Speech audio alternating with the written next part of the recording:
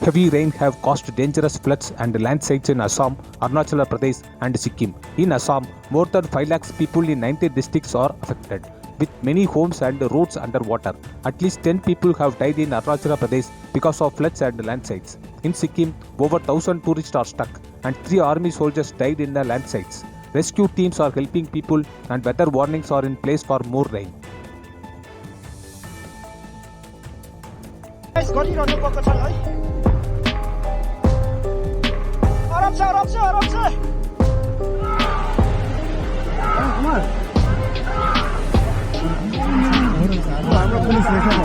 police